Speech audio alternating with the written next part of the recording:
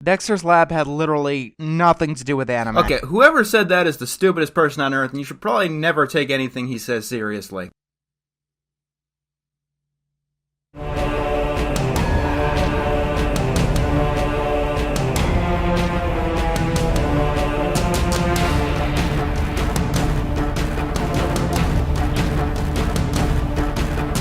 Hello everyone, and welcome to What Do I Know, the show where I don't know how I ever thought I'd get away with a typical review format for this response. A while back, my brother-in-law suggested that I take a break from reviewing She-Ra and talk about more quality media for the sake of my mental health.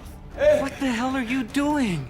I'm kicking my ass, do you mind? Frankly, I think he underestimates just how cathartic deconstructing a flawed work is, but it's not a bad idea to expand my horizons and talk about other things. Besides, I've been looking for an excuse to talk about one of my favorite movies, Your Name. And that excuse presented itself when the mysterious Mr. Enter uploaded Animated Atrocities number 174, Your Name, 2 years ago. I am nothing if not punctual. Yeah, that 2-year wait period is definitely the consequence of doing this YouTube thing as more of a hobby than a serious career choice. I don't have unlimited time, so I've got to pick and choose what I can channel my energy into, and I had other things going on at the time. In all honesty, giving myself that 2-year waiting period was probably for the best. I do the YouTube thing because I want to talk about shows and movies, as well as the occasional video game, and it's always fun whenever I'm able to share my thoughts and adequately explain the intricacies of what I like and don't like. While I certainly have strong opinions about what other people think about these things, I don't know if I'd be able to hold myself back from poisoning the well. I can get pretty passionate when it comes to storytelling, and there's a fine line between questioning the intelligence of a fictional character and making similar assumptions about an individual. But I decided to make an exception in this case because when I initially watched through this animated atrocity, I had the distinct impression that Mr. Enter did not bother rewatching the movie when he made this review. Now, I obviously can't prove that. I don't have any sort of unique insight into his thought process, much less his writing or editing process. But while Mr. Enter implies that he's seen the movie multiple times, there are a number of factual errors throughout the review that he could only reasonably make if he watched the film once, several months prior to the script being written, and didn't bother going through it again to make sure that he didn't miss anything. And again, I can't prove that he didn't, but I would think that looking through the subjective review just to make sure that your critiques are accurate would be a baseline requirement for reviewing something, which, for the record, is a standard I hold myself to. If I ever get anything wrong, I expect y'all to call me out on it and mock me endlessly whenever it happens. All of that said, if I am going to make a response to Mr. Enter, I need to make something very clear before we begin. This is not an incitement against Mr. Enter. It will simply be going over the mistakes made and responding to his critiques of the movie. Do not harass Mr. Enter. Do not share this with Mr. Enter. Do not contact Mr. Enter in any way. And if for whatever reason you decide to ignore my request that you leave him alone, bear in mind that he will inevitably hear me saying this and know that you're the asshole. Or at the very least that I'm not the only asshole. Like I said, I can't guarantee that I'll be 100% professional throughout this entire thing. I originally planned to make this a review response hybrid video, go through the movie in my usual style, discussing the events of the story as it's presented, talking about what I like and don't like, and responding to Mr. Enter's points as they became relevant. However, when I sat down to rewatch Mr. Enter's review and take notes, I quickly realized that structuring my response as my own review was completely unfeasible. There are so many arguments that Mr. Enter makes in this video that I would almost inevitably miss some stuff that he brings up if I tried to respond that way. If I'm going to do this, I think it best I be as thorough as possible. I'll be proceeding under the assumption that you've seen the film and do not need a plot synopsis. If you haven't seen the movie yet, I would absolutely recommend you pause here, watch the film, and come back. I guarantee you'll enjoy it. In fact, that's one of the few things I and Mr. Enter will agree on, that you should see this movie at least once. Obligatory pause for the spoiler people to leave. Okay, let's dig into Animated Atrocity number 174, Your Name. Right out of the gate, I'm mostly going to skip over the first 10 minutes or so of Mr. Enter's review. He doesn't make any real points for this portion, mostly talking about how apprehensive he is about talking about a beloved anime film, claiming that he's not just reviewing the film for attention. He also goes into how gorgeous the animation and art style is, how his opinion of this movie has lowered each time he's seen it. Honestly, the only thing really worthy of note that he says in this portion is that Your Name relies a lot on spectacle to tell its story, and that spectacle tends to age poorly. Now, it's certainly true that Your Name relies on a lot of spectacle to tell its story, but it's a very weird point to bring up. Not because he immediately contradicts himself by saying that it's an aesthetically pleasing movie and it will always be so, but rather because saying that spectacle tends to age poorly is far too broad a statement to be true in any meaningful capacity. It's certainly true that live-action films that rely on CGI for their spectacle tend to age poorly, as do video game cutscenes depending on how much they're shooting for graphical fidelity, but films with practical effects and animated productions tend to age perfectly fine. It's an especially bizarre statement to make because the point that I think he's trying to make, and the point that he eventually gets to, is that good animation can't save a bad story. Which is certainly true, so why even bother bringing up the thing about spectacle aging poorly in the first place? Oh, he also mentions that he's not a fan of the songs, which I don't really have a problem with. Music is one of the most subjective forms of art there is, and there's not much you can do about it if a song isn't doing it for you. The twist of Your Name is this. Taki and Mitsuha were not just swapping bodies, but they were also traveling through time on top of that. Mitsuha was killed 3 years ago when a comet came down and killed her and her whole village. Mitsuha's portion has been taking place in 2013, while Taki's has been taking place in 2016. We learned this about halfway through the movie. Alright, no notes so far. As far as I can tell, that's a completely accurate summary of the twist. Oh my f***ing god! This isn't the worst twist that I've ever come across. I just mentioned V3 after all, but what the hell was anyone thinking with this? It does not make any sense on any level. Half of my notes on this movie are just the logical inconsistencies and the issues with this twist. Okay, this is almost certainly a me thing, but I really don't like your mentioning that half of your notes are on how little sense this twist makes. You'll spend about 4 minutes going over the logistics of the twist, and then stop by saying that there are so many other plot holes that you could go on and on about, but won't for the sake of time. I get that the point is that the twist makes so little sense that you could dedicate an entire video to explaining all the ways it makes no sense, but it comes across as being intellectually lazy. There are so many ways I could explain why this doesn't make sense, but I'm not gonna tell you what they are. Let's start with the very basics. Dates across years do not line up, at least not like this. Let's pick one of those August autumn days, for example. The 23rd, because why not? August 23rd, 2013 was a Friday. August 23rd in 2016 was a Tuesday. Alright, not a bad start. That is a perfectly reasonable question to ask of this movie, especially since both Taki and Mitsuha keep journals so that they can leave notes and instructions to one another through the switches, and these journals are apps on each other's phones, which include the day of the week and the day of the month. However, this is assuming that the switches are happening 3 years apart exactly, 195 days precisely. For all we know, the switches are lining up in such a way that each switch takes place on a specific day of the week, rather than a specific day of the month, Monday to Monday, Tuesday to Tuesday, etc. Meaning that all the numbered days would be off between the two switches, rather than the day of the week. You might argue that this is just as absurd, given that the switches happen over the course of a month, that it'd be statistically impossible for at least one of them to not notice the discrepancy, but again, you're forgetting a few crucial elements of the switches. The switches happen at a rate of about 2 or 3 times a week, over the course of a single month. There's a little over 4 weeks in a given month, so the switches would have triggered roughly 8 to 13 times over a 30-day time period. Plus, Mitsuha and Taki's memories of the switches start to fade as soon as they're back in their own bodies. You've got a maximum of 13 days spread out over the course of a month, and your memories start fading as soon as a given switch is over. Even if they did notice that the days of the week or month weren't lining up, they'd all too likely forget that detail before they could fully grasp its significance, since it's the finer details of what happened during the switch that start to fade first. Plus, if I were being shoved into another person's body and forced to live their life every couple of days, I'd be more concerned with getting through that day than what day of the week it was. Taki and Mitsuha do not have lives in which they would reasonably forget what day of the week it is. And what exactly would be your example of a person who lives a life where it would be reasonable for them to forget what day of the week it is?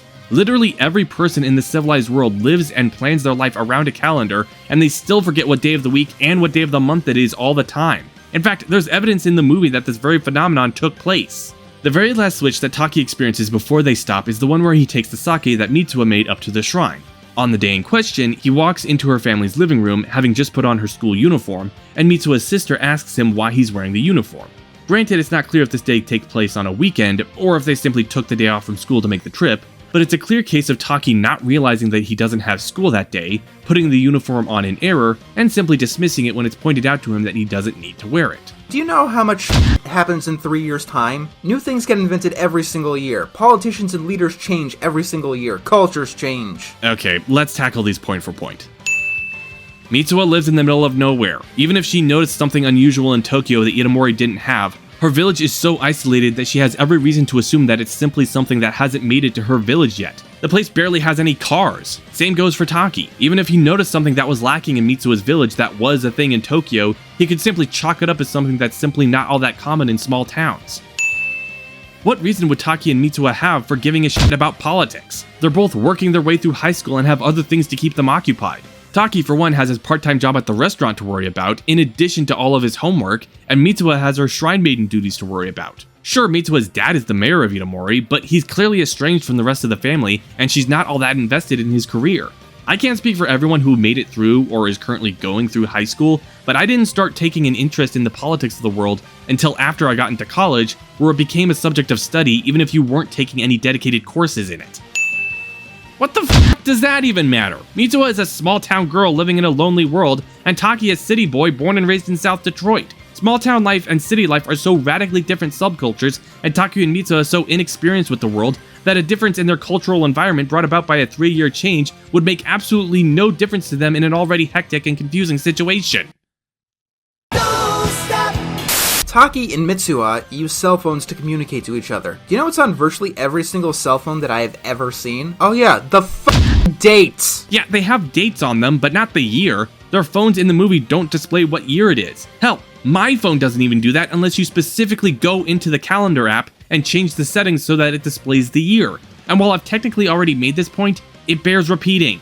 Even if they did notice that the date on their phone was different than what it should be amidst all the confusion, they'd all too likely forget that detail shortly after the switch ended. This should not be a twist in any movie where the internet exists. Facebook existed in 2013. Japanese people had social media profiles. You do realize that people can simply not have social media, right? If someone doesn't see any need to get a Twitter or Facebook, then they have no reason to set up an account. Hell, I didn't even have a Facebook account until about a couple months ago, and even then, I literally never use it. Yeah, Taki has a Twitter account, we see the app briefly on his phone at one point, but there's no indication that Mitsuha has any social media presence. Back in school, on every single worksheet, I had to write down the date as well as my name. Is that not a thing in Japan? Yes, as a matter of fact, it is a thing in Japan. Students are required to write their names and the dates on their tests, same as everywhere else in the world. However, you are assuming that Taki or Mitsuha had to take a test in the other person's body, which isn't likely given that schools in Japan generally only have 5 tests a year, and the tests aren't held until the end of a given term, which can last from 3 to 4 months, well within the 1-month time frame that the switches take place in. How does Taki not know the name of Mitsuha's town? Mitsuha's father is the mayor of said town and is running for re-election. How does that name of the town not come up once in Taki's life as Mitsuha? It does come up in Taki's life as Mitsuha. He simply forgot what it was because the memories of what happened during a given switch start to fade immediately after it's over. We know that he heard the name of the town because when the restaurant owners recognize his sketch as being the landscape of Itomori, his response is that of a person who's just remembered the name of the town after he forgot it, rather than someone who's just hearing the name of the town for the first time. Yes, of course. That's the place. It's nearby, right? If this was him hearing the name of the town for the first time, he'd say something like, "Oh, so that's the name of the town." Again, it feels like you only saw the movie once several months ago and didn't bother looking through it again to make sure you didn't miss anything. Don't you think that in the future, Taki would have at least heard of this comet event at some point? Yeah, I know, Mitsuha lived in the middle of nowhere. But no offense to anyone who lives in Kansas, but if a meteor crushed a town and killed a few hundred people there, I think that even the people in New York would have heard of that event. Well, of course they'd have heard of it. In fact, we know that Taki heard about it because he offhandedly mentions that he saw the news about the disaster back when it first happened. I recognized the landscape because I unconsciously remembered the news from 3 years ago. But it wouldn't remain in the public consciousness for 3 years. Natural disasters happen all the time, all over the world. You don't see people talking about them years after the fact. When was the last time you even thought about Hurricane Ian striking Florida last year? You probably forgot it was even called that. Mitsuha gets thrown into the future, in a big city. It's even harder to not know what year it is in a big city. At the end of the movie, we even see that a big city like Tokyo is still going on about the news of the falling comet 8 years later. It's only natural to assume that it'd still be on people's minds in 2016, which was only 3 years later. Do we though? The most we see of Tokyo going on about the news of the comet 8 years after the fact is a single television broadcast expositing that it's been 8 years since the disaster. Granted, Taki explains through narration that the miracle of all the people surviving the destruction of Itomori sparked a ton of discussion and conspiracy theories, which would keep the event in the public consciousness for a lot longer, but that only happened because Taki went back in time and prevented the people from being killed, which didn't happen in the original version of events. meaning that all the discussion around Itamori's destruction couldn't have played a part in whether Taki would have heard about the place before the events of the film. A fragment of the comet destroyed a town in that disaster, but miraculously, most of the people living in the town were unhurt.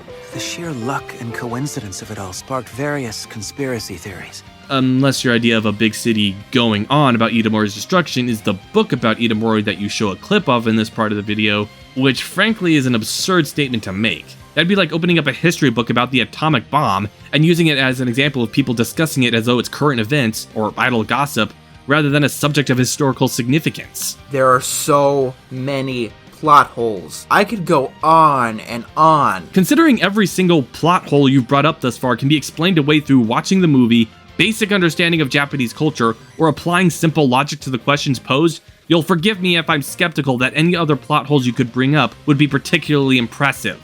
However, for the sake of argument, let's steelman this and go over some other potential plot holes that might spoil the twist. I asked some of my friends about potential real-world factors that might tip off Taki or Mitsuha that they are traveling through time in addition to swapping bodies, and we were able to come up with a few hypotheticals. Newspapers, digital clocks outside banks, car dealerships with the newest model car, and advertisements for concerts, conventions, and expos. You'll notice that most of these are things found in a big city. We had a hard time coming up with anything that could spoil the twist in Itamori, since the place is so isolated they don't even have a dentist. Plus, given Mitsuha's desire to move to Tokyo, it wouldn't be unreasonable to assume that she'd wander the city given the chance, so she's more likely to run into something that reveals that she's in the future than Taki is to discover something that reveals he's in the past while wandering Itamori. By all means, if y'all can think of anything else, feel free to drop a comment. Not too likely to be a giveaway. I mean, when was the last time you saw a teenager read a newspaper or magazine? Only way this would be a giveaway is if they already knew or suspected they were time traveling.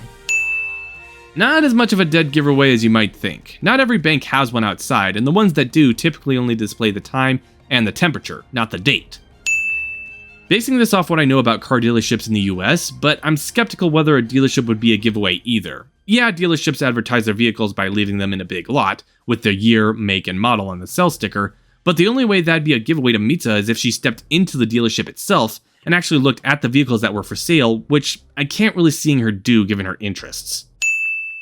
This is probably the most likely giveaway in all honesty. Mitsuha wouldn't necessarily have to go to a convention or the like, she'd just need to see an advertisement for it, and that'd tip her off that she was in the future. However, while it's likely that she'd wander Tokyo given the chance, I would argue that she wouldn't really have that much time to do so. Bear in mind that she has to live Taki's life as a high schooler just as much as he has to live her life, meaning that she'd still have to make sure that she's going to school and working at the restaurant. I know firsthand that that's a very busy lifestyle that doesn't leave you a whole lot of free time, and what little free time she does have, we see her spending it on trying out a bunch of fancy treats at the cafe and bonding with Okudera. So it's certainly shaky, but still plausible given the lifestyle Taki's living at the time, and what we see her spending her free time on. These two spend, what, weeks as each other? How the hell do you not know what year it is spending weeks in that year? You make it sound like they spent an entire month in the other person's body rather than switching bodies a couple of times a week. At most, they spend a grand total of 2 weeks spread out over the course of a month. And the fans of the movie do have a defense to this. They say it's because it was so dreamlike that they wouldn't remember the more minute details. Like, what year it was. Or what day of the week it was. No, that is not the defense fans of this movie make. The defense is that the memories of the switch immediately start fading after they've switched back into their original bodies, and they eventually dismiss the switch as merely a dream that they had at one point. It is a very large plot point that is clearly established early on and plays an absolutely crucial part in the narrative during the latter half of the movie. That was a disgusting attempt to strawman the fanbase, and you are cordially invited to walk across a mile of Lego bricks for that bit of skullduggery. Fans of the movie, please tell me, how does Taki find the town of Itamori? Oh, that's right, he's able to remember the skyline of the town so visually, he's able to draw it perfectly. He was able to do this, but not hear the name of Itamori while living in Itamori. So, Taki can remember exactly what the town of Itamori looks like from perfect memory, but cannot remember the time on the cell phone that he used to communicate with the person he was swapping bodies with. Dude, we have a frame of reference for how long it takes something like a person's name, and presumably a place's name too, to fade from a person's mind as soon as a given switch is over. Admittedly, it's not the most consistent frame of reference. It takes Taki less than a minute to forget Mitsuha's name while he's desperately trying to hold on to it, and Mitsuha is able to remember Taki's name for, let's be generous and say, half an hour or so, but it clearly happens relatively quickly and isn't likely to stick in their minds as much as something like the landscape. Hi there, Future Happy here. So I rewatched the movie well after I finished the script, and I noticed a discrepancy with this particular argument. There's another point in the movie where Taki doesn't start to forget Mitsuha's name until 3 or 4 weeks after the switches initially stop. When he first leaves Tokyo to go looking for her, he explains through narration that he's specifically going to see Mitsuha, and not that girl, meaning that he hasn't forgotten her name yet, and he mentions that it's been 3 or 4 weeks since the switches have stopped when they find Mitsuha's name in the obituaries. This arguably makes the frame of reference for how long it takes for memories to fade way more inconsistent than is reasonable for any screenplay with this sort of plot device, but bear in mind that Taki still had the entries in his journal up until that point, which didn't start to fade until after he discovered the Great Big Hole where Itomori used to be. So he could have started to forget her name during that 4-week period, but he'd still be able to look it up during that time frame. Anyways, sorry for the interruption. Back to the response. Here's another question for you. Why couldn't Taki learn that he was in the past while he was in the past? An interesting thought experiment, I'll grant you, but I fail to see how it would make the film any better. If anything, I think it would significantly lessen the impact of the twist as it is. Taki learning that he was actually traveling back in time wouldn't necessarily tell him that the village was going to be destroyed, so he wouldn't learn the place was gone until he went looking for it as he does in the film proper. Meaning that instead of one big twist that has a huge impact, you've got 2 smaller ones that, while still a punch to the gut, are less interesting when you treat them as separate elements in the screenplay. The best twists are foreshadowed. The worst twists come right the f*** out of nowhere. And this one comes right the f*** out of nowhere. That seems like an unnecessarily arbitrary and thoroughly unhelpful metric for determining whether a twist is good or bad. Is the twist that Evelyn is the villain in Incredibles 2 a good twist because it's foreshadowed in the film? Is the twist that the Terminator is trying to protect John Connor instead of kill him in Terminator 2 a bad twist because there's no indication that that's the case until he saves him from the T-1000? Even if it were a good metric for deciding whether a twist is good or bad, the twist is foreshadowed! The film opens with the comet coming down to Earth over a populated area. Every time the comet's arrival is brought up by news channels or the like, it's always done so on Mitsuha's side and never Taki's. Twice in the movie, the comet is mentioned to Taki, once by Mitsuha's sister, and once by Mitsuha herself in one of the notes that she leaves for him. Both times he's confused about what the characters are talking about, because the comet has already passed over for him. Taki's date with Okudera is juxtaposed with Mitsuha going to her town's festival, and the cinematography makes a huge deal of showing the comet soaring across the sky for Mitsuha, contrasted by its sheer absence on Taki's side. Why did you want to use time travel? Do you know how hard time travel is to make work, even when that's the only thing you're focusing on? I cannot stress this enough. You only get one gimme in a high-concept movie. I'm sorry, who the hell are you to decide what a writer is and isn't allowed to use as a plot device in their story? The fact that the film's story is about both body swapping and time travel just means that it's more complex. It does not mean that the story is necessarily worse. Granted, it also doesn't mean that it's necessarily better either. That all depends on the skill of the writer, which is perfectly reasonable to question or criticize, but dictating how many concepts a story is allowed to dick around with is just plain elitist. Why does Taki's memories of Mitsuha start fading? Wait. What? If you know their memories start fading after the switches are over, how in the name of Guinevere's ridiculous rack are you so confused about Taki not remembering the name of the town? I mean, I can kind of see why you'd still be confused about the days of the week not lining up, but the plot point about Taki forgetting certain details due to his memories of the switches fading is something that the film literally spells out for us. The characters don't initially realize that they're switching places at first and need to figure it out by analyzing context clues. The whole reason the movie is called Your Name in the first place is because the characters keep forgetting each other's names. What was her name? What's your name? What's your name? I won't know your name. Can I ask you your name? How are you so confused about this plot point? Why does Taki's memories of Mitsuha start fading? She's been the same amount of dead the entire time that he was time traveling. Jesus Christ, I'm turning into a broken record.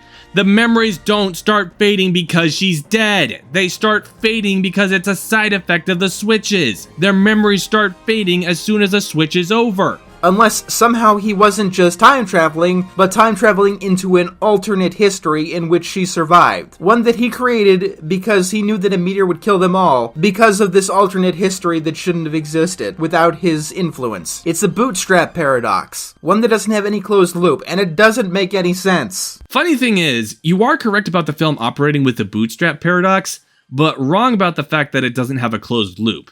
In fact, the bootstrap paradox you seem to be referring to doesn't even exist in the movie. This is going to take a few minutes to explain, mainly because the time travel mechanics are admittedly rather convoluted, and I need to define terms, so bear with me. A bootstrap paradox, otherwise known as a grandfather paradox, is a time-traveling phenomenon wherein a person, object, or piece of information has no observable point of origin. A textbook example of this is the Song of Storms in Ocarina of Time. In that game, you learn the Song of Storms from the operator of a windmill, who mentions that he's had that song stuck in his head ever since a kid came into his windmill and ruined it by playing that song. Later in the game, you travel back in time, and as your younger self, you have to play the Song of Storms inside the windmill again in order to open up the entrance to one of the game's mini-dungeons, which in the process breaks the windmill and thus gets the song stuck in the mill operator's head. So where exactly did the Song of Storms come from? You learn the song from the windmill operator, but the only reason he knows the song is because you played it in front of him. And the only reason you were able to play it in front of him is because you learned the song from him, which he only knew because he heard you play it in front of him. There is no point of origin where the song was conceived and created. Likewise, in this movie, there's no clearly defined point of origin for the switches starting to take place. Remember that date that Taki went on and how the date was something that Mitsuha set up? Well, another twist that's revealed later in the movie is that Mitsuha actually went to Tokyo to see how that date was going. She happened to find Taki in a train car, but of course, he didn't recognize her, since for him, the switches aren't due to happen for another 3 years. The thing that's supposed to start the switches happening is Mitsuha giving Taki one of the braided cords that her family makes, the one that she uses to tie her hair. How exactly does this cause the switches to take place? Well, during the switch where Taki helps Mitsuha's grandmother and little sister hike up the mountain to the shrine, grandmother explains the significance of the shrine that they're going to visit. The shrine is dedicated to a local guardian deity named Musubi, whose name means union. This is significant because a union can refer to any instance where two elements are conjoined. Tying strings together is a union. Connecting to people is a union. And the flow of time is a union. And quite apart from anything that falls under the domain of a union, the braided cords that Mitsuha's family makes are directly tied to the guardian deity. They represent the flow of time itself. They assemble and take shape. They twist, tangle, unravel now and then, break, and reconnect. That's what a union is. What time is. So not only did Mitsuha essentially form a union with Taki by giving him that braided cord, but she did so with an object that was directly tied to Musubi, whose domain is unions and, by extension, time. Everybody got that? Now, in case I lost you somewhere in that lengthy explanation, to summarize, the paradox in this situation is that the only reason Mitsuha went to Tokyo was because of events that were put into motion because of the switches. But the switches were only put into motion because Mitsuha went to Tokyo and formed the union with Taki. So, which came first, the chicken or the egg? But to come back to Mr. Enter's original question, unless somehow he wasn't just time traveling, but time traveling into an alternate history in which she survived. One that he created because he knew that a meteor would kill them all, because of this alternate history that shouldn't have existed without his influence. No, there is no alternate history BS at play here. The Mitsuha that Taki interacts with through the switches is not an alternate version from a timeline of events where she never died. If that was the sort of timey-wimey BS we were dealing with here, the switches never would have stopped to begin with. The reason they stop in-universe is because Mitsuha dies on her side. There's no longer anyone for Taki to switch with. We know this because not only is her name listed in the obituaries, but we see her going to the festival in a yukata, something that she does not do during the climax, and in the scene where Mitsuha goes to the festival, she actually watches the comet split apart. This scene of her going to the festival, and this scene where she helps her friends save everyone, are two different versions of the same night. But doesn't that mean that the scene where Mitsuha gave Taki the braided cord never happened? No, hypothetical viewer, because that scene took place exactly one day before the festival. At one point during the climax, Mitsuha's sister asks Taki why Mitsuha went to Tokyo the day prior. And why did you suddenly go to Tokyo yesterday? You've been acting really strange lately. It's what causes Taki to remember his encounter on the train with Mitsuha in the first place, and how we see that scene play out. He's experiencing a flashback. Not only does this mean that the only day where the timeline of events was altered is the day of the festival, but this also means that in both the original timeline of events where everyone died, and the new timeline of events where everyone is saved, the scene that triggers the switches to happen in the first place still happens. Now, Mr. Enter, it's a little unclear if your problem with this plot point is that the bootstrap paradox doesn't have a closed loop, or if the film is operating with the bootstrap paradox to begin with. If it's the former, you are simply incorrect. If it's the latter, fine. There is a strong argument to be made that the presence of a time paradox within a narrative is in and of itself a plot hole, but that's really more a symptom of time travel as a plot device rather than a fundamental problem with the movie itself. Why is Taki swapping into Mitsuha? Oh, that's because Mitsuha was swapping into Taki and she went out of her way in order to meet him in Tokyo, and somehow this made him swap. Not right then, but in 3 years in the future. Why am I trying to piece any of this together? It doesn't make any sense. Okay, the 3-year time gap is certainly arbitrary, I'll grant you that, but every element of the magic at play here has a degree of randomness to it. The switches happen 2 or 3 times a week, but which day of the week it happens on seems to be random. I bring this up because it clearly indicates that the film is operating with a soft magic system. I don't think I've ever talked about this on my channel before, but it's one of my favorite aspects of storytelling, and it seems prudent to define terms again, so once again, please bear with me. Magic systems in stories typically fall into one of 2 classifications: hard magic systems and soft magic systems. Hard magic systems tend to have the rules and limitations clearly laid out. The writer makes certain that the audience has a clear understanding of the magic system, what it does, who can use it, and how they use it. Soft magic systems tend to be more vague and abstract with their rules. Their limitations are less defined, and characters aren't typically able to use the magic as a tool to solve a given problem. And that's on a spectrum, by the way. Even the hardest magic systems have softer elements, and even the softest magic systems can have hard elements. There are also magic systems that fall somewhere in the middle. Examples of hard magic systems include bending from Avatar: The Last Airbender, superpowers from My Hero Academia, and anything written by Brandon Sanderson. Examples of soft magic systems include Lord of the Rings, Narnia, and A Song of Ice and Fire. And examples of magic systems that fall somewhere in the middle are the Force from Star Wars or magic in Harry Potter. Now, none of these types of magic systems are necessarily better than the others. They all have strengths and weaknesses, and which one is better for your story is largely dependent on the story itself and what role your magic is intended to play. The role that magic plays in your name is clearly more vague and abstract. It doesn't follow any clearly defined rules. The switches happen at a consistent rate, but they also happen on a random day of the week, and they don't start for Taki until 3 years after the union is established. It is a soft magic system. Now, one notion that I should quash right away is that the use of a soft magic system does not give you a free pass to do whatever the hell you want as a writer. Even if a magic system doesn't have any clearly defined rules and limitations, it still needs to be consistent with whatever is established about it. If Taki and Mitsuha were able to throw fireballs, for example, while they were in the other person's body, that wouldn't make sense because the film clearly establishes that the magic system works with unions and time, and establishes absolutely nothing about fire. Or, to go back to an example that's actually in the movie, it takes Taki less than a minute to forget Mitsuha's name after the final switch, while it takes Mitsuha a little longer to forget his. That's an inconsistent rate at which the memories fade, and it is perfectly fair to point out that that's a plot hole, even if the plot hole itself doesn't affect the story in any meaningful capacity. All of this doesn't change the fact that the 3-year delay in the switches for Taki doesn't appear to have any clearly defined reason or cause, and if that bothers you, fair enough. But earlier in the review, you made the claim that a high-concept film can only have one gimme. I'm a little on the fence on whether I agree with that standard, but here's the thing. The film explains why the body swap happens, so why can't the gimme in this case be the 3-year gap between Taki and Mitsuha? If you want to make a body swap movie, make a body swap movie. If you want to make a time travel movie, make a time travel movie. These two things do not go together. Once again, a film operating with multiple high concepts is simply more complex, not necessarily better or worse. This is not an argument, you are just being elitist. The twist happens in the middle of the movie, about 40 minutes in. From there, the focus of the movie is completely redirected. This leaves the movie feeling incredibly rushed, because these are 2 plots glued ass to end. I actually see where you're coming from there. I had a very similar problem with the next film Makoto Shinkai made, Weathering with You.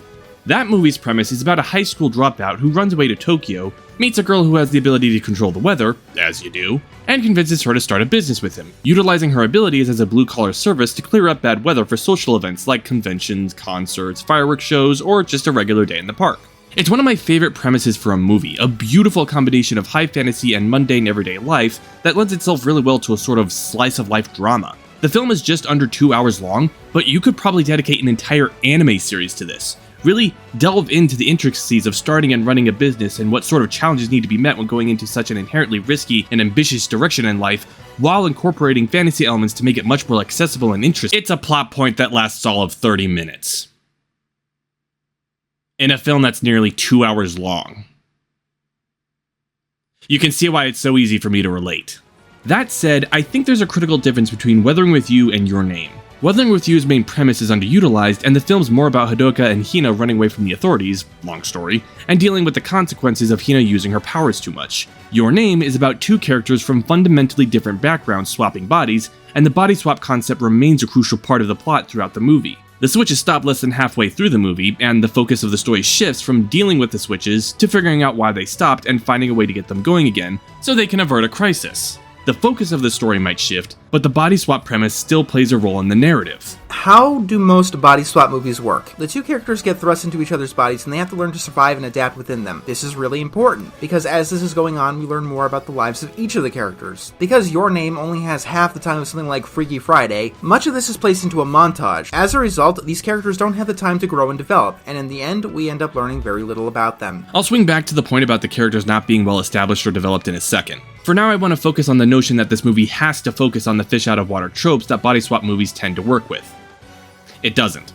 In fact, the film makes it very clear that that's not what it's going to focus on. The very first scene after the intro starts with the very first switch, Taki and Mitsua's body. The scene lingers on him putting the pieces together, lasting just long enough for us to see his reaction when he finally realizes what's going on, before immediately cutting away to the next day so we can watch Mitsua deal with the consequences of Taki needing to spend a day in her life. This is a very deliberate edit. It establishes that the fish out of water tropes that are inherent to the body swap concept are not what the story is about.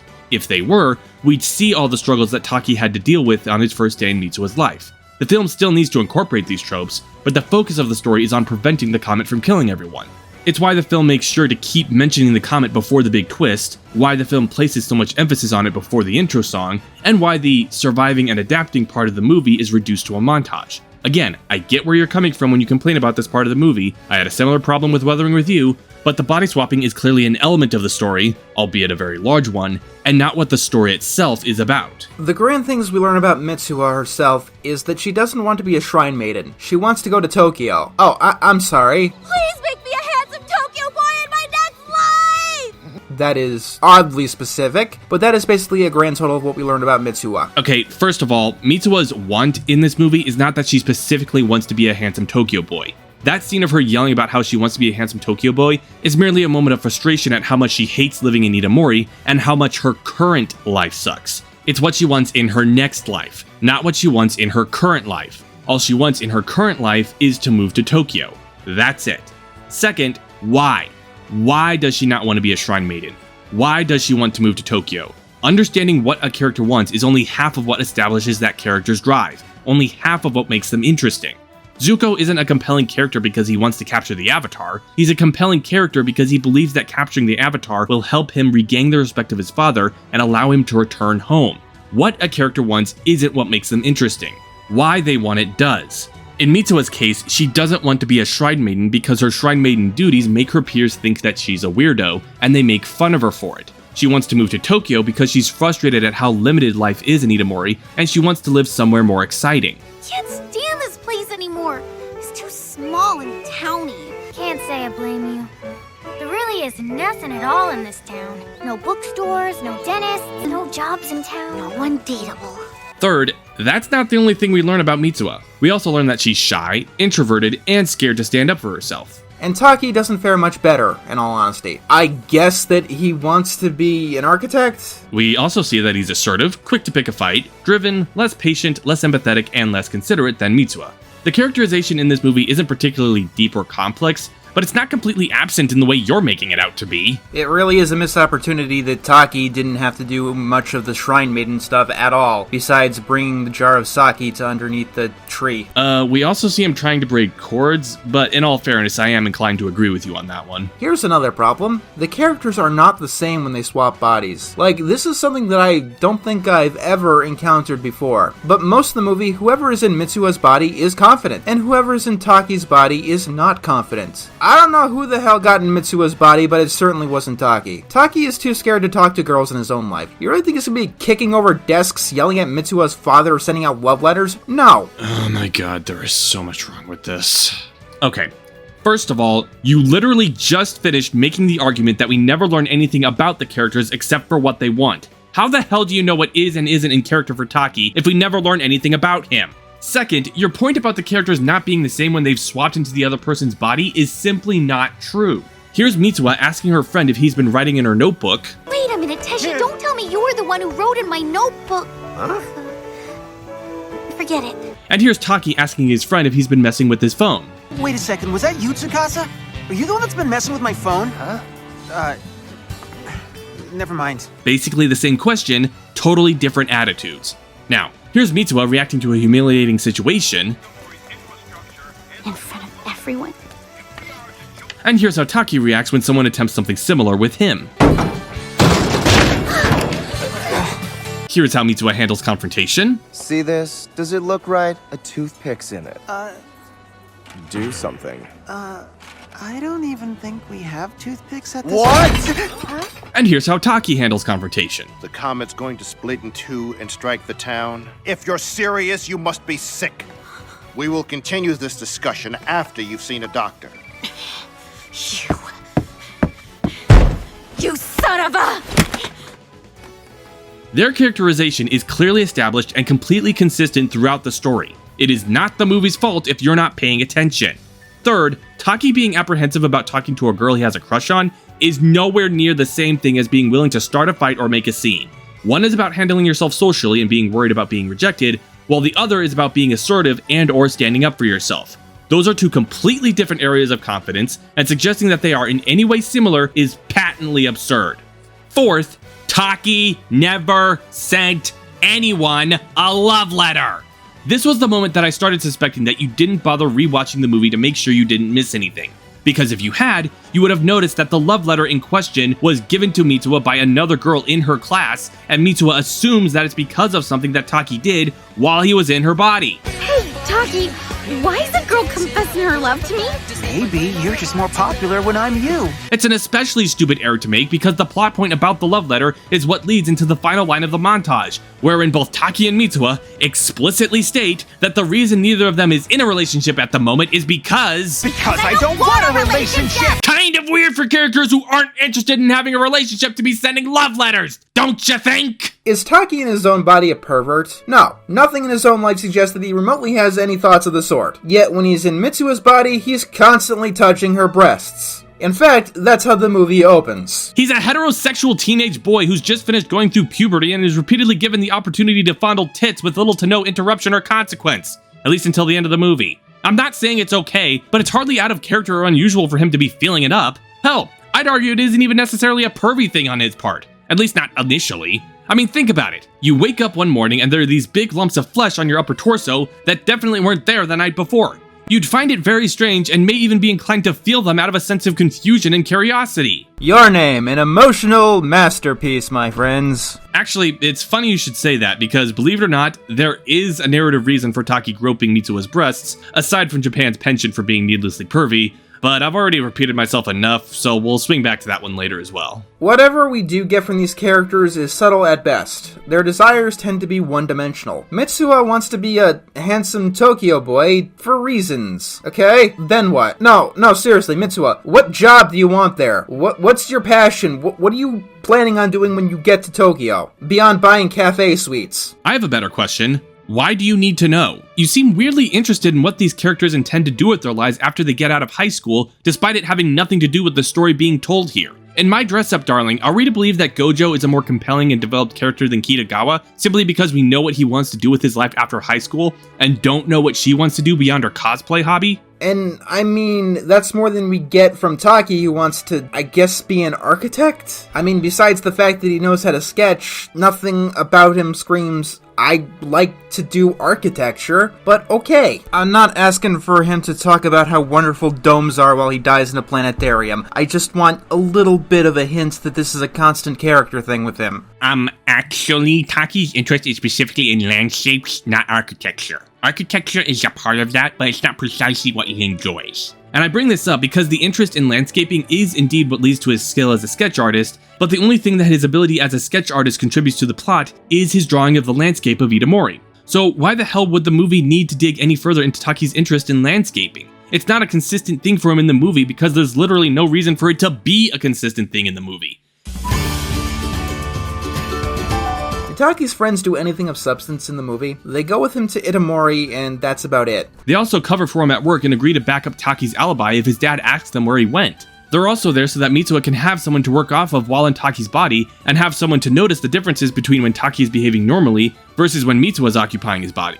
Theoretically, the film would still work without them, but it'd be a significantly less interesting movie without anyone for Mitsuha to work off of while in Taki's body. Taki has a crush on Her name is Miki, I think, and that never really comes into anything. I mean, Mitsuha sets Taki up on a date, and she goes to see it, and that's how she finds out absolutely nothing, because the truth is revealed to her later.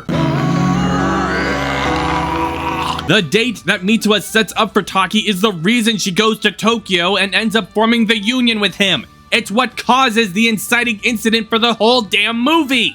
Literally, the only thing that would still happen in the movie without that date is the comet coming down and killing everyone. Everyone died.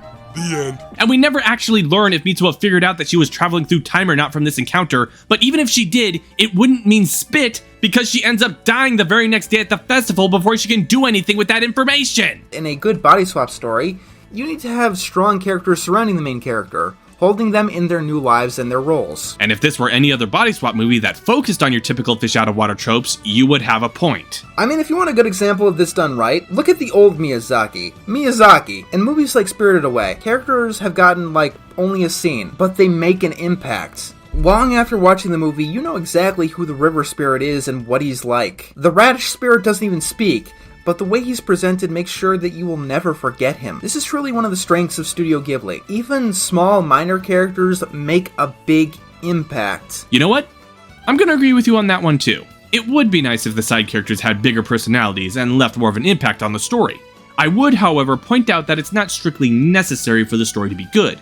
The supporting characters in this movie are just that, supporting characters. They don't need to make a huge impact, they just need to service the plot. To be fair, Your Name does succeed at this once. There's a gangster-type person who puts a toothpick in the pizza to scam the restaurant into getting his meal for free. He is the most memorable character in the entire film. More memorable than either Taki or Mitsuha. I noticed that you don't actually explain why this character is so memorable. He's not especially well written, at least not compared to the other supporting characters. Frankly, I think the only reason he stands out is because he's literally the only malicious character in the entire movie. The only other character that comes close to how openly sleazy this guy is Mitsuha's father, and even then, he only comes close because he's a politician. Let me put it this way. When the bugs in a movie like Ariadne make more of an impact than the best friend of one of your main characters, you've got a problem, and a big problem that permeates the entire movie. Okay, now I know you're being hyperbolic. The side characters in Your Name might not make the biggest impact, but the bugs in Ariadne have literally no impact on the story whatsoever. The most we get out of them is a cricket jumping out behind Ariadne and scaring her during her first borrowing.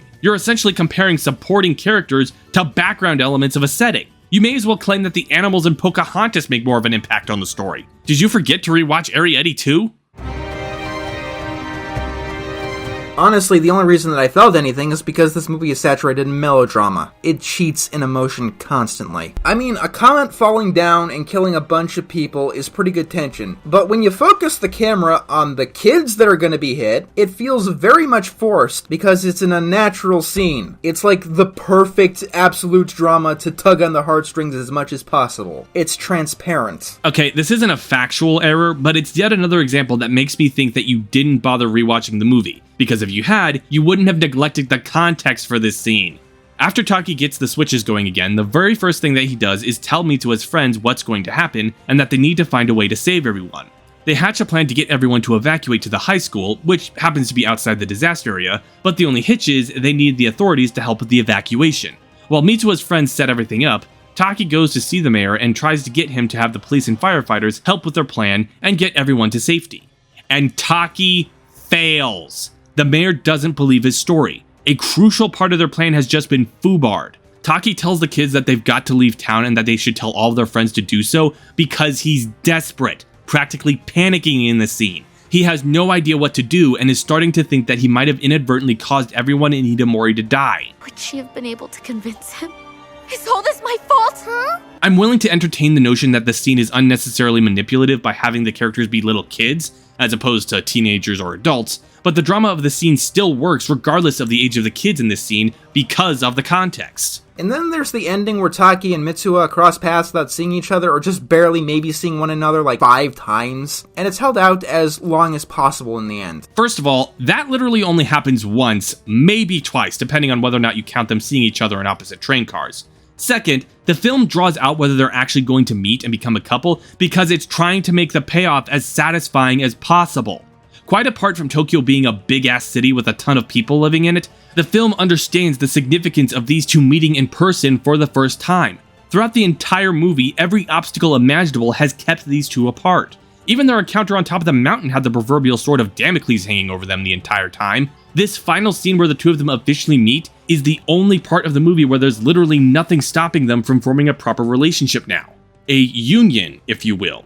If the final scene where they officially met was on that snowy bridge, instead of a little later after they saw one another on separate train cars and desperately ran around the area trying to find one another, the impact of that final moment where they ask each other their names wouldn't be nearly as effective. The film earns that payoff specifically because it drags it out. The biggest example of this is during the climax. Taki and Mitsuha are able to finally see each other because, look, I'm not even going to go into this. Something about a mountain and fermented sake and half of a spirit being in there, and Twilight, and something about Zant trying to revive Ganondorf with a mirror. Oh wait, that's something else. Alright, that joke wasn't too bad. And I think some leeway is in order, since even if my hypothesis is completely incorrect and you did rewatch the film to make sure you didn't miss anything, you still likely would have been confused about this part. We'll start with the bit about the fermented sake, because that's actually a separate plot point. Near the beginning of the movie, Mitsuha performs a ritual that involves chewing on rice, spitting it out, and letting it ferment naturally so that it becomes sake. This is what Taki takes up to Musubi's shrine with Mitsuha's grandmother and little sister. Later, when Taki's in his slump about finding out that Mitsuha is dead, he remembers the shrine and goes searching for it. It was the very last switch that he experienced, so that memory is the least affected by the memories fading. He hikes up to the shrine, finds the sake, and drinks it. This is what allows him to restart the switch and get a do-over so he can save Mitsuha. How the hell does this give Taki a do-over? Well, remember how Grandma used that hike up the mountain as an opportunity to lecture Mitsuha and her sister on the local guardian deity? Well, another element of that conversation comes when they pause to take a break. During said break, Taki takes a drink of water, and Grandmother points out that the drink that he just took is yet another example of a union. Whether it's water, rice, or sake, when something becomes a part of a person, it's a union. It joins their soul. In fact, that's the reason they're taking the sake to the shrine in the first place. It's a custom of their village that they're trying to keep alive. The way in which the sake is made is likewise part of that very custom. By the logic of Grandmother's lecture, the sake became part of Mitsuha when she put the rice into her mouth. You have to leave behind what is most important to you, like the kuchikami sake.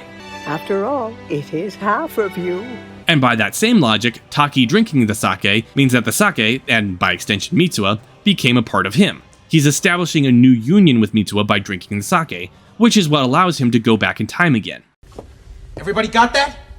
Now, wait a minute, how come the braided cord that Mitsuha gave Taki didn't start the switches until 3 years after the fact when drinking the sake allows him to travel back instantly? That's a very good question, hypothetical viewer, and the answer is... I don't know. The best explanation I can think of comes from this dialogue from Taki immediately before he drinks the sake. Musubi, if it's true, and time can be unraveled, just give me one more chance.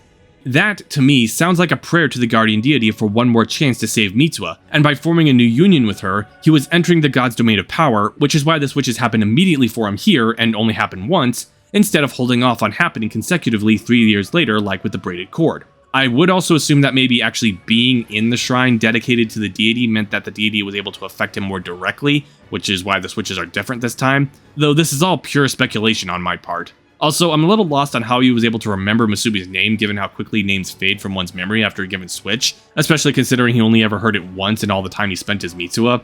Maybe it was written on the shrine somewhere, but the film never bothers to show us that, so it's a plot hole as far as I'm concerned.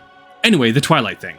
Early in the movie, when Mitsuha is in class, the term magic hour is dropped by her teacher and one of the other students, using it as another name for Twilight. They describe magic hour as a point where the border between worlds blur.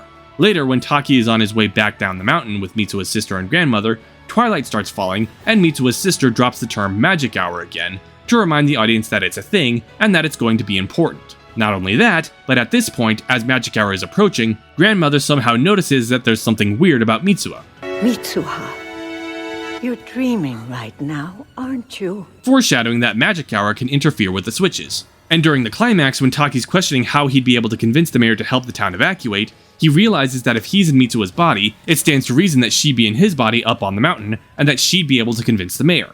He runs up the mountain, making it part way with Teshi's bike, and as he reaches the top, magic hour happens, which causes Taki and Mitsuha to switch back into their own bodies and allow them to meet face to face for the first time. their two desperate timelines converging. Because Taki kept forgetting who Mitsuha was, they decide to write each other's names so they won't forget. Taki ends up writing I love you on Mitsuha's hand. Very emotional, tugs on the heartstrings, it's logically stupid and shouldn't be in the story. He knew that he was forgetting her name, and he could probably guess that she was forgetting his. Why would you write I love you over the name if you understood that she was probably going to forget who you were? That's actually a really good point. In fact, if you go back and watch the scene where that idea is first suggested, the exact order of events is Taki says, hey Mitsuha, takes out a pen, writes something down in her hand, gives her the pen, and then says, let's write down our names. Meaning that not only was it his idea in the first place, but he actively chose not to write down his name, even though he had ample time to do so, unlike Mitsuha, who started writing down her name, but was unable to finish before Magic Hour ended, and she was pulled back to her own time. All of that said, I will still defend this writing decision, because reading between the lines, it's actually not that hard to deduce Taki's intention here. Since writing down their names was originally Taki's idea, it's fairly obvious that he wanted Mitsuha to give him her name so that he could look her up after he got back to Tokyo and make sure that she was okay. The I love you that he wrote was meant to assure Mitsuha that he would do everything he could to find her and that they would be together after this was all over. Is writing his name instead of I love you more practical? Obviously, yes. In fact, I'm a little on the fence on whether the emotional value of writing down I love you outweighs the practical benefit of writing his name, from both a writing standpoint and an in-universe standpoint, but there is clearly a form of logic to his decision here. Even if you really mean it, now is not the time. Hell, it would have made Mitsuha's eventual search a lot faster, don't you think? What search? You think Mitsuha would be able to find him on her side after they save everyone from the comet? She's 3 years in Taki's past! Even if she were able to find him again, he'd have no idea who she is. She'd have to wait to talk to him about all this stuff for at least 3 years, and by that point her memories of the switches would have faded to the point that she would have dismissed them as dreams that she used to have. Wait a second.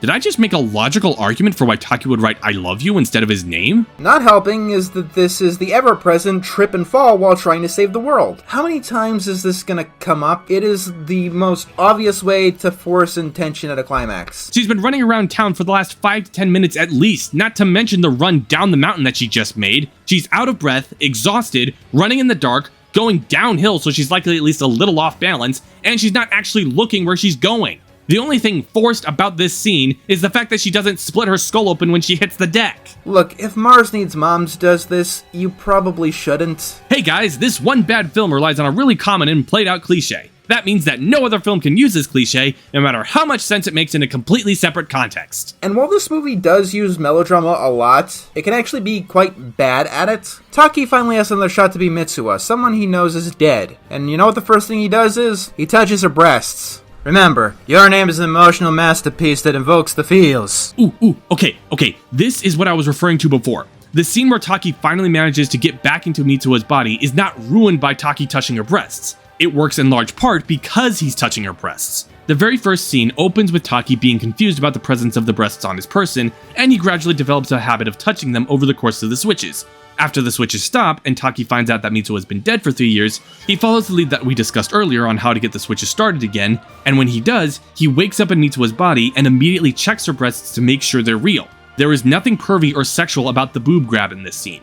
He touches her boobs because it's a familiar point of reference for him that he can use in order to assure himself that he is back in her body and that she is alive and well. It's what causes him to burst into tears of relief. The breast touching is also brought back up when Maki and Mitsuha meet, because according to this film, all heartfelt moments need to be punctuated by the talk of one person touching another's breasts. I'm sorry, I must have missed that part at the end of the film where Taki grabs Mitsuha's breasts for no reason on the stairs.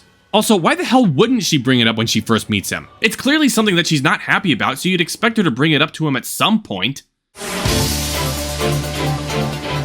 Your Name is a very shallow movie. That is the feeling it constantly gave me throughout the whole thing. Well, good for you, you're wrong. Some people can get past the twist, while I can't. I mean, it's not so much that they can get past it as much as it is they don't think it's a problem, but okay. Some people actually do like melodrama. There's a place in the world for it. There is an appeal to turning off your brain and your emotions on. I sincerely hope you didn't mean to imply that people who enjoy this movie are brain-dead idiots who are incapable of thinking critically about the media they consume. Yeah, I know there's dumb, mindless entertainment out there, but Your Name is hardly trying to be dumb or mindless. No piece of media is perfect, and attacking someone because they may have found a flaw is something only insecure people do. Okay, the question of whether a piece of media can ever be perfect is a discussion for another time, but that comment about only insecure people attacking someone for finding a fault in something they like should never have made it into the review. I get what you're trying to say, that it's okay for people to like what you don't and vice versa, but it comes across as unnecessarily antagonistic and implying that anyone who's noticed a problem with your complaints is just insecure about you not liking what they do.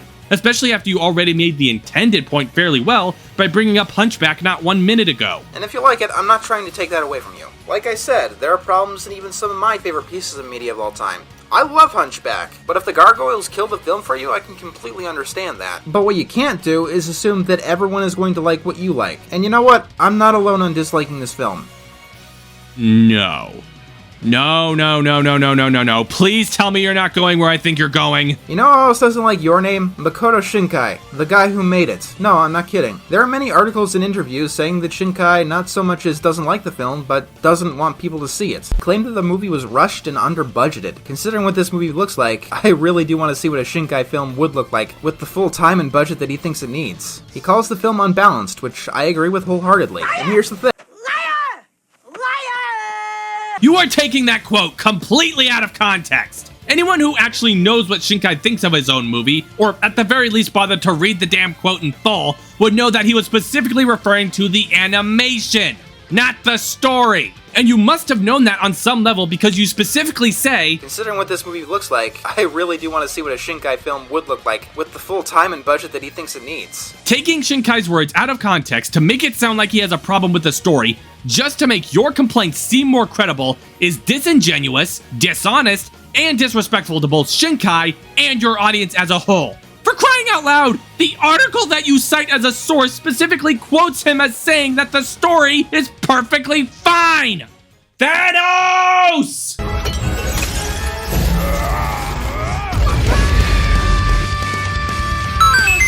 Your Name is unlike any of his other films. It doesn't represent his work and what he usually does. Like, the hardcore anime fans, from what I can understand, consider this actually one of his lesser works, i.e. the mainstream sellout move. I don't know what the general consensus is on this movie among hardcore anime and Shinkai fans. I fall very much into the casual anime fan demographic, but considering you just lied about what Shinkai thinks of his own movie, you'll forgive me if I'm not willing to take your word for it. Shinkai has gone on to say that he doesn't want to be the next Miyazaki, and he's right on that one as well. Makoto Shinkai is not the next Hayao Miyazaki. Stop calling people the next Miyazaki, or the next Disney, or the next Miyamoto, or the next Spielberg. It's never true because every single artist has their own mark and their own style. Miyazaki films are completely different from Shinkai films, and claiming that someone like Shinkai is the next Miyazaki is not only an unapt comparison, but it robs him of his legitimate success and his own identity. When people were saying that Shyamalan was the next Steven Spielberg, they were saying that he was shaping up to be the next big household name director that everyone knew about.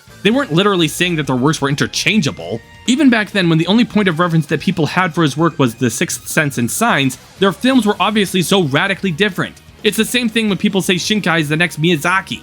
They're not saying that Shinkai's work is indistinguishable from Miyazaki's, they're saying that the quality of his work is on par with Miyazaki. Poor choice of words perhaps, but it's hardly robbing him of his own success and identity. And that's the sum total of animated atrocity number 174. Enter also mentions that his complaints about this movie are generally complaints he hears about Shinkai's other work, but I've only ever seen one of his other movies, so I can't really say much on that front. Now, to sum up my thoughts on this review as succinctly as possible, Your blame.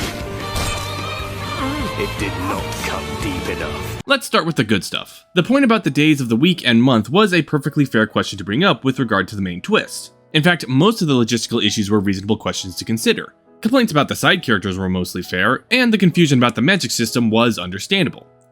Okay, that wasn't so good. And that's about it. Mr. Enter repeatedly forgets crucial plot elements that would have addressed the complaints that he brings up. Some of them he's conveniently able to remember later when he needs to make a point about something else. He misunderstands basic plot points that shouldn't be all that hard to understand, fixates on the film not focusing on the fish out of water tropes when the film makes it very clear that that's not what it's about, doesn't even try to understand the characters or what they want from a narrative perspective, flat out strawmans and insults the film's fanbase regardless of whether or not it was intended, and outright lies about what Shinkai thinks of his own work just to lend further validity to his own points. It's certainly fair to say that Your Name isn't perfect. Some of the dialogue is overly laden with exposition, the characters might not be all that deep, and the time travel mechanics are a little convoluted. But it is a solid story all around. The characters have a sort of earnest charm to them that's impossible to dislike, and I couldn't disagree with Mr. Enter more when he says that the film cheats during its emotional moments. Granted, I'm highly biased. Your Name is one of my favorite movies, easily in the top 10. There's just something inherently compelling about two people who are able to learn about one another on a personal level by living the other person's life, and gradually forming a romantic connection because of the experience, only for every obstacle imaginable to be thrown in their way in order to keep them from being together. I'm not usually one for grand epic romances, but hot damn, this movie makes me care about these two as a couple and makes me want to see them overcome the odds and get together in the end. I don't expect Mr. Enter to change his mind, but at the very least, I hope he reconsiders his position on this movie, and if he still doesn't like it, that's cool. Just as long as he makes sure that he's able to properly articulate his issues with the movie, and makes sure that they're made from a place of understanding of what happens in the movie and why. Which, I reiterate, is a standard I hold myself to, and I expect y'all to keep me honest and call me out if I ever fail to live up to that standard. I mean, it's a verified fact that I've made mistakes before, so you can hardly say I don't need it. I'm Officer Happy, and I made it through this entire response video without making a 9/11 joke. We're done,